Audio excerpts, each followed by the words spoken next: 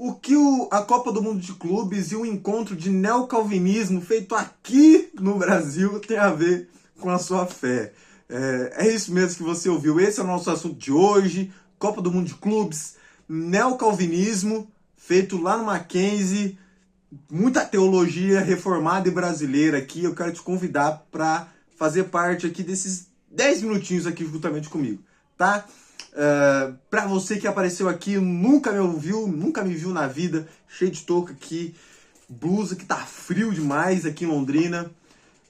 Eu sou o Kennedy e aqui nesse canal nós pensamos a vida e a fé de um jeito bíblico e prático. Sim, pensar a vida. Eu não quero que você pense como eu quero que você pense, que você crie pensamento crítico, tá? Esse é o meu interesse, é te provocar a pensar e de um jeito bíblico, tá? Esse é o foco. E sim, pensar a vida e a fé, porque a gente não pode menosprezar a vida, mesmo sabendo que nós viveremos no estado eterno, mas a eternidade começa aqui agora e você precisa aproveitar desse presente que Deus te deu, tá? Eu disse a vocês aqui o que a Copa do Mundo de Clubes e o encontro de neocalvinismo feito no Brasil tem a ver com a sua vida, e eu vou falar sobre isso agora. Foi interessante para quem acompanha aí, né, o país do futebol. E é um país que sofre muito por esse tal de futebol e tem sido alvo de ataques, né, como se os europeus fossem melhores que o Brasil em tudo. E aí você chega na Copa do Mundo de Clubes e os brasileiros estão ganhando dos europeus. Estão dando show lá na Copa do Mundo. E, poxa, fantástico. O que levou os brasileiros a falarem, nossa, a nossa mente colonizadora pelos europeus. E aí, eu quero te falar uma coisa. Como que isso, esse start aí, influencia a sua fé?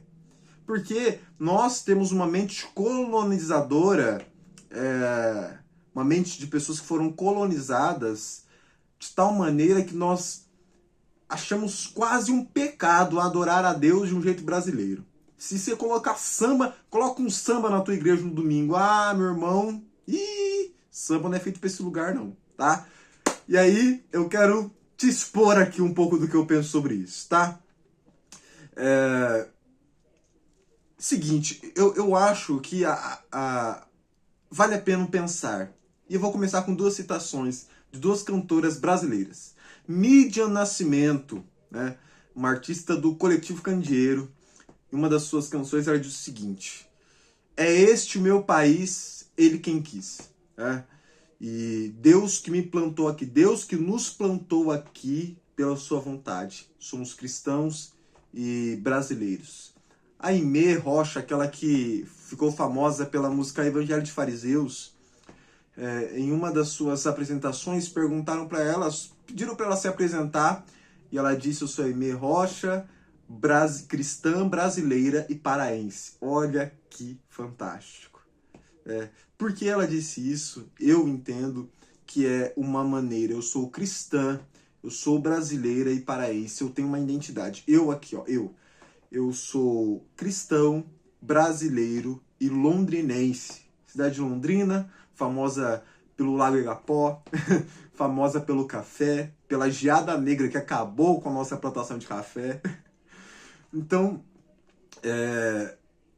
e isso influencia a minha maneira de viver. E aí eu quero fazer um parênteses aqui, que quando eu estou dizendo que é uma maneira brasileira de viver a fé, eu não estou dizendo que toda a teologia que veio antes de nós, ela deve ser deixada de lado e nós temos que criar uma teologia brasileira. Não é isso que eu estou dizendo, e eu vou expor isso aqui nesse vídeo.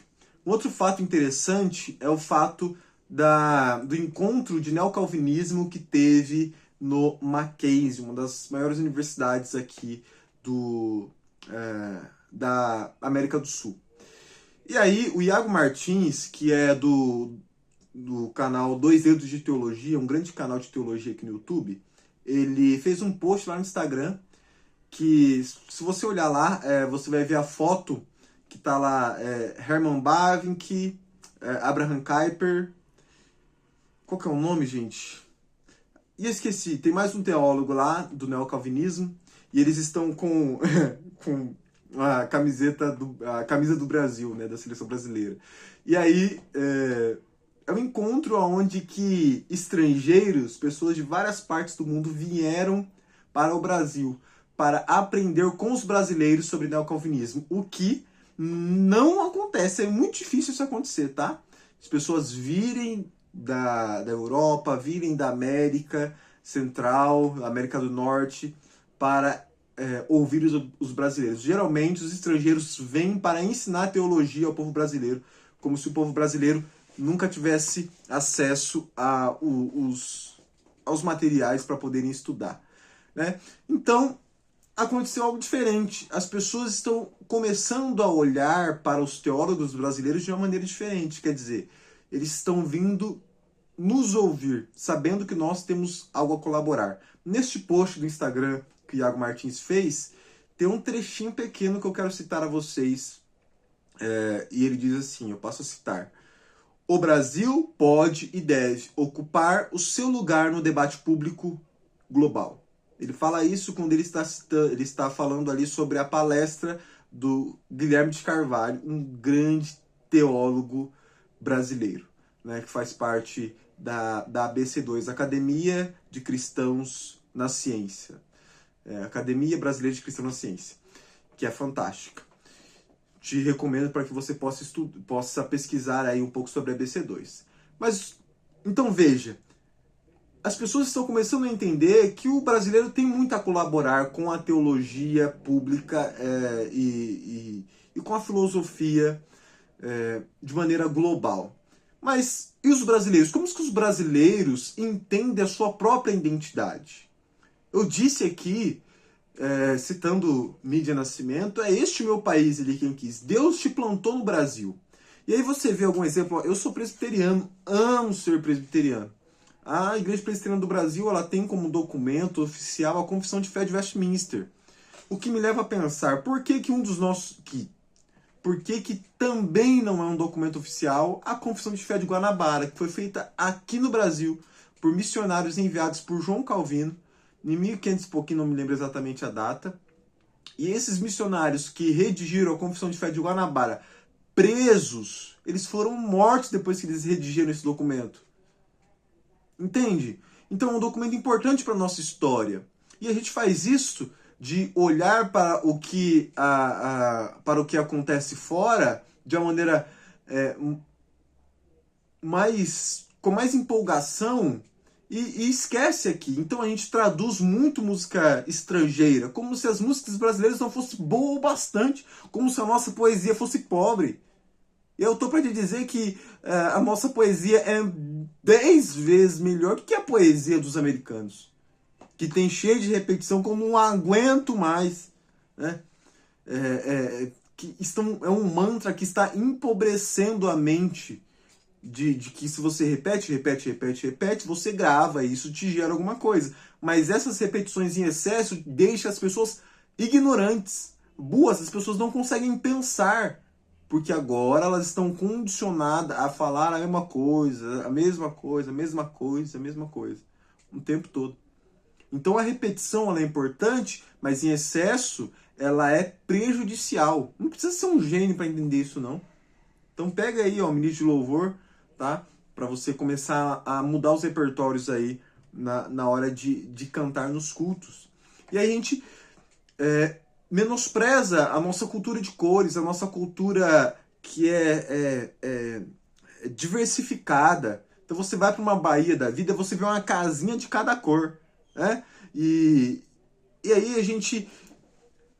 Quantas pessoas, os nordestinos que cantam com o seu sotaque, e aí no meu gospel, né, nesse mercado gospel, que é um mercado... E aí a gente vai se aproximando do mercado e vai se afunilando da maneira em que a gente vai deixando nossa identidade de lado. Então, para a gente ser aceito, parece que a gente tem que criar uma maneirinha quadradinha de servir a Deus. Mas não é isso que o Evangelho te pede e também não é isso que o brasileiro é por natureza. O brasileiro ele é diversificado. Você pode ter uma igreja de parede preta, mas você tem que ter uma igreja que não é a parede preta, que é cheia de luz, cheio de alegria, cheio de vitral, entendeu? Pintada de vermelho, pintada de azul. Né? Lembra do tempo que as igrejas eram cada uma de uma cor? E hoje já parece que é pecado você pintar a igreja de cor diferente. Então, pense que o povo brasileiro tem uma identidade. E se você é um cristão brasileiro, Deus não quer que você seja um cristão americano. Deus não quer que você seja um cristão europeu, porque Deus te fez brasileiro. Olha só. Deus fez Paulo judeu. Tanto que quando Paulo pregava aos gentios, ele tinha que cumprir algumas... Eu não vou entrar nesse assunto ali, mas algumas coisas ele tinha que cumprir perante os judeus para que não escandalizasse os judeus. Jesus era judeu, Pedro era judeu, o concílio lá de Atos 15 girou em torno desse debate do que os gentios deveriam fazer ou não. E aí a conclusão do debate é: deixa que eles vivam a sua cultura. Ninguém está obrigando eles a guardarem o sábado, a fazer circuncisão, a não comer carne de porco. Deixa eles viverem a cultura deles, porque isso não fere a fé. Porque se eles vivem a cultura deles, isso agrega na fé da igreja global. Porque, como eu disse, você olha lá para Apocalipse, você vê o povo de toda tribo, língua e nação. É diversificada. Então, as tribos e as nações não devem cultuar a Deus como os europeus. As tribos e as nações não devem cultuar a Deus como os americanos. Então, quando a gente vai fazer missão lá na África, a gente fala: nossa, o culto durou 3 horas, as pessoas eram alegres, eles faziam dança para ofertar. Qual que é a diferença? É a identidade do Brasil isso também. Você sabe qual que é a diferença deles para nós? É que eles não abandonam a sua cultura. E a gente quer cultuar Deus como os europeus. Então, eu ouso em dizer que nós devemos revisitar a nossa liturgia de culto e pensar como que é ser um cristão brasileiro. Eu não estou falando que nós devemos mudar uma teologia, eu acho que todo mundo deve ter uma teologia reformada, protestante, os 5 solas da reforma escancarado em toda igreja. Mas de um jeito brasileiro. De um jeito brasileiro. De um jeito que a gente relembre as nossas canções. Lembra do Fruto Sagrado que fala da Dona Marta que sobe o morro? Sabe? Do Beija-Flor que entra aqui, ó. Até tem uma canção que diz, né? Sobre um beija-flor que entra na casa. Veja, isso é poesia brasileira. Isso é poesia brasileira. Entende? Valorizar a nossa cultura. O Coletivo Candeeiro, ele tem feito isso de uma maneira muito excelente, eu gosto muito disso. Fica a minha indicação aqui do Coletivo Candeeiro para vocês ouvirem música brasileira de qualidade. João Manô, né? Ana Heloísa.